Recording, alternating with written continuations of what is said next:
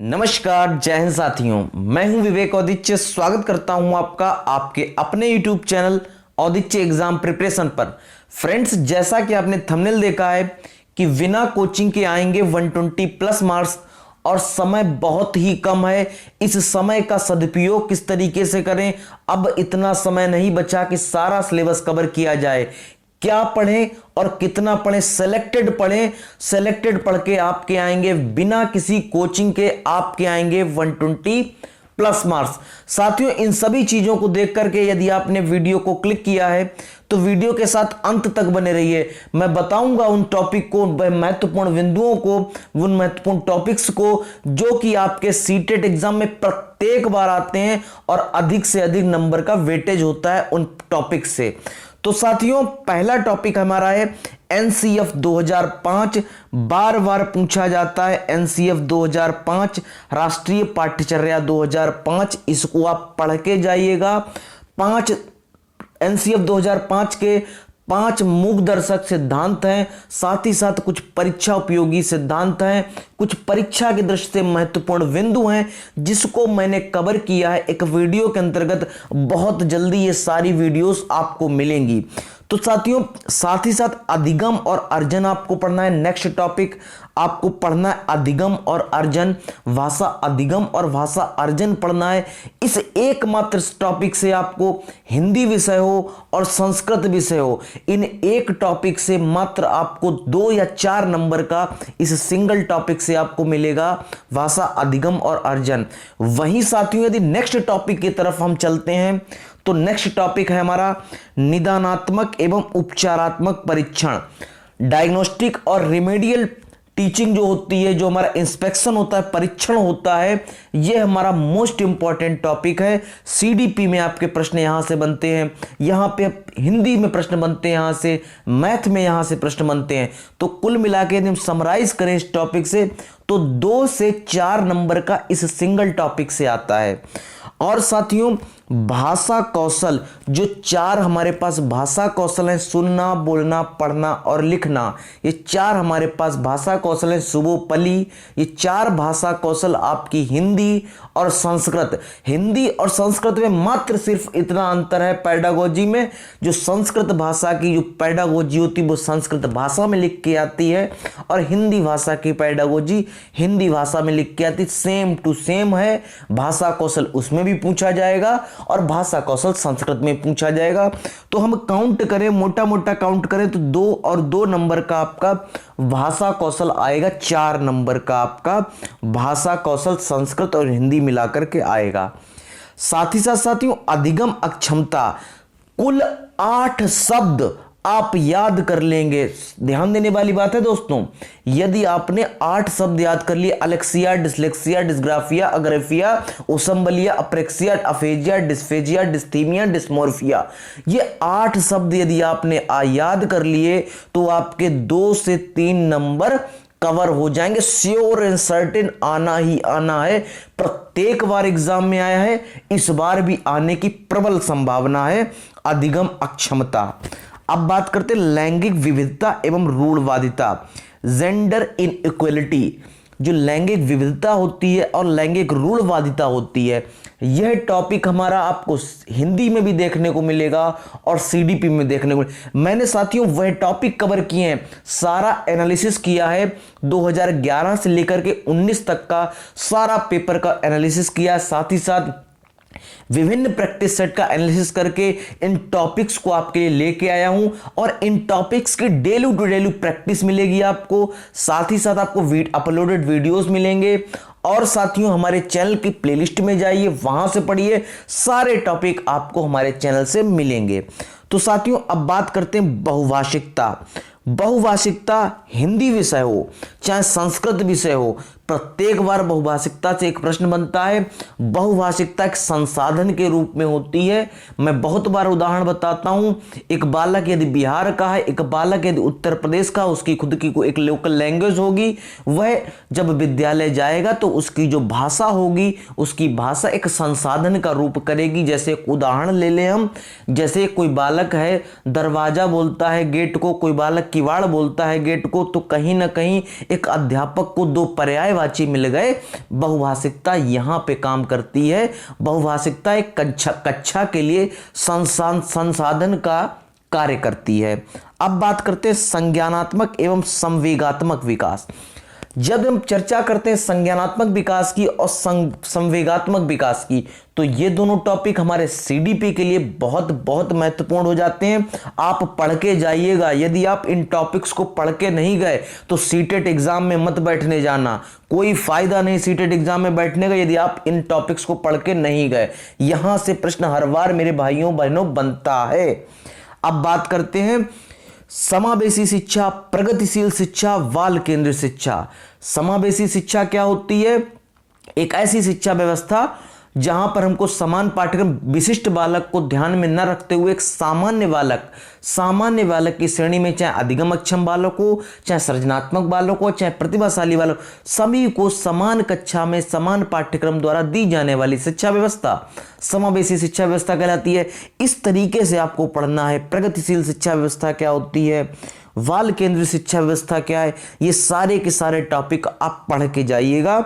Series चल रही है, आप इसको फॉलो करिए। यदि आप चैनल पर नए हैं तो चैनल को सब्सक्राइब कर लीजिए और साथ ही साथ जो बेल आइकन है उसको प्रेस कर लीजिए ताकि हमारी सारी लेटेस्ट और अपडेटेड वीडियो सबसे पहले आपको मिल सके।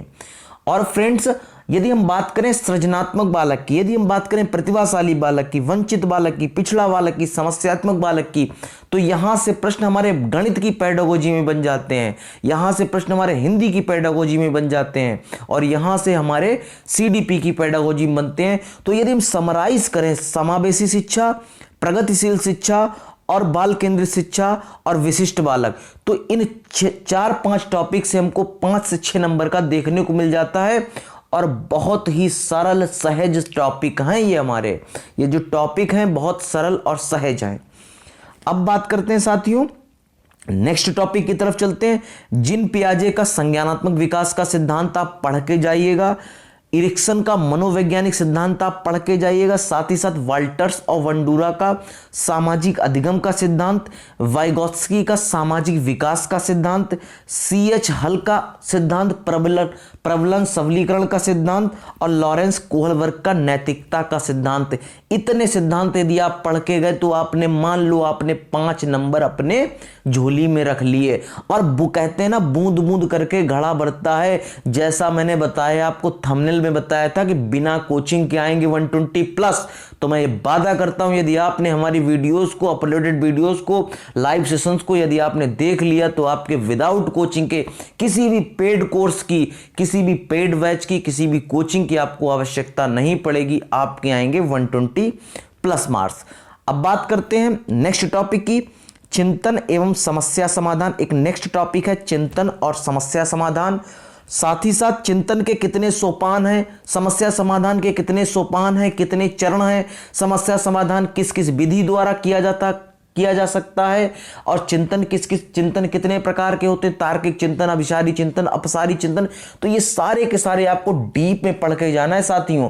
पूछ लिया जाता है अपसारी चिंतन सृजनात्मक बालक होता है कि प्रतिभाशाली बालक? जल्दी से कमेंट बॉक्स में बता देना कि अपसारी चिंतन क्या होता है। नहीं पता होगा तो अपलोडेड वीडियो जो पड़ी हुई उनको देख लेना, जाके समझ में आ जाएगा, भूलोगे कभी नहीं। अब बात करते हैं शिक्षण सिद्धांत, शिक्षण सूत्र, शिक्षण विधियां, शिक्षण अधिगम।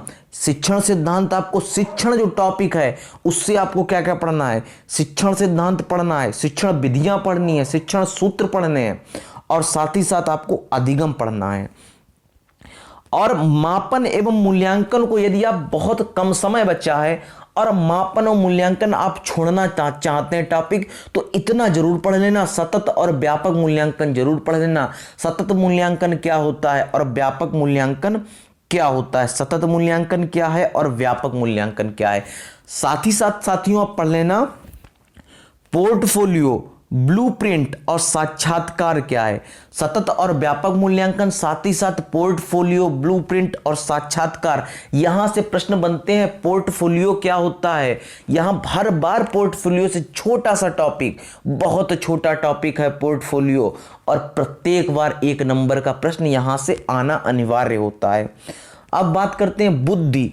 बुद्धि के प्रकार, बुद्धि के सिद्धांत, संवेग के प्रकार, संवेग के सिद्धांत, साथ ही साथ संज्ञान, व्यक्तित्व और अधिगम। इसको आपको थोड़ा थोड़ा पढ़ना है, इससे प्रश्न बनते हैं, लेकिन जो मैं ऊपर डिस्कस कर चुका हूं उनसे बहुत ज्यादा प्रश्न बनते हैं और विस्तार पूर्वक प्रश्न बनते हैं, बहुत ज्यादा आपको मिलेंगे वहां से। यदि साथियों आपने इतने टॉपिक पढ़ लिए, अब मेरा क्या कहने का मतलब है, यदि आपने इतने टॉपिक पढ़ लिए उसके बाद आपको क्या करना है, क्योंकि समय कुल 15 दिन का है और किस किस तरीके से आपको युद्ध स्तर की तैयारी करनी है, तो किस तरीके से करनी है। अब इतने टॉपिक पढ़ने के बाद आपको करना होगा संस्कृत पेडागोजी उठाइएगा। कोई भी वीडियो मेरे चैनल पे वीडियो दी है संस्कृत पेडागोजी की धांसू ट्रिक, उठा के पढ़ लो, पॉजिटिव नेगेटिव टैग वर्ड पढ़ लो, साथ ही साथ जितने टॉपिक पढ़े उतने पढ़ लो। गणित की पेडागोजी पॉजिटिव और नेगेटिव टैग वर्ड पढ़ लो। गणित की पेडागोजी, संपूर्ण पेडागोजी मात्र 20 मिनट में कंप्लीट है, आप उसको देख लो। साथ ही साथ पर्यावरण पेडागोजी और उसके पॉजिटिव और नेगेटिव टैग वर्ड, बाल विकास की पेडागोजी और बाल विकास के पॉजिटिव और नेगेटिव टैग वर्ड, इन कुल मिलाकर के आपको 10 वीडियो 20-20 मिनट या 15-15 मिनट की देखनी है। आपका ये सारा का सारा कवर हो जाएगा। जब साथियों आपका ये सारा कवर हो जाए फिर आप क्या करोगे, इतना पढ़ने के बाद मैं फिर कहता हूं आप पढ़ कितना भी लो, यदि सीटेट में आपने सॉल्व पेपर यानी कि प्रैक्टिस नहीं की तो आपने कुछ नहीं किया। आप एप्लीकल नहीं कर पाएंगे, वहां एप्लीकेशंस नहीं, अनुप्रयोग अपने जो किए गए प्रयोग को नहीं वहां पे कर सकते हैं यदि आपने सही से प्रयोग पहले नहीं किया। मेरा कहने का मतलब है आपको इतने सारे टॉपिक पढ़ने के बाद क्या करना होगा, 2011 से लेकर के 19 तक का, मैं ये नहीं कहता कौन सा सॉल्व पेपर आपको लेना है, किसी भी प्रकाशन का सॉल्व पेपर लीजिए और उसको 2011 से लेकर के 19 तक का लगाइए। और जो ना समझ में आए कमेंट बॉक्स में लिखिए, टेलीग्राम ग्रुप का डिस्क्रिप्शन बॉक्स में लिंक दिया गया है, वहां जुड़िए, वहां आप क्वेश्चन का स्क्रीनशॉट भेजिए, आपको आंसर मिलेगा। अब साथियों एक और बहुत महत्वपूर्ण बात है, सीटेट अधूरा है एनसीईआरटी ईवीएस के बिना। 10 नंबर क्वेश्चंस आते हैं, 10 से 15 क्वेश्चन आते हैं एनसीईआरटी ईवीएस से। तो एनसीईआरटी ईवीएस की आपको फ्री पीडीएफ मिलेगी हमारे टेलीग्राम ग्रुप पे, आप वहां से ले सकते हैं। एनसीईआरटी ईवीएस की 10 से 15 नंबर आपको वहां से गेन मिल जाएंगे अच्छी तरीके से। तो हम देखते हैं, जैसा कि मैंने आपको बताया 120 प्लस, इतना यदि आपने कर लिया उसके बाद आपके 120 प्लस लाने से कोई भी नहीं रोक सकता है। आपको किसी भी कोचिंग संस्थान की, मैं ये नहीं कह रहा हूं, प्रेशर नहीं दे रहा हूं, किसी भी कोचिंग संस्थान की आपको पेड बैच और कोचिंग लेने की आवश्यकता नहीं है। इतने टॉपिक को आप सरल और सहज तरीके से यदि पढ़ेंगे तो सीटेट बहुत आसान हो जाएगा आपके लिए। सीटेट को हवा समझ के बिल्कुल मत करिएगा, सीटेट व्यवहारिक पेपर होता है, आप बहुत ही आसान और सरल तरीके से कर सकते हैं। साथ ही साथ साथियों मैं बताना चाहता हूं आपको कि भारत के नक्शे से पूछ लिया जाएगा कि दिल्ली से उत्तर प्रदेश किस दिशा में है, या पूछ लिया जाएगा तमिलनाडु से कर्नाटक किस दिशा में है। इस तरीके की आप प्रैक्टिस कर लीजिएगा।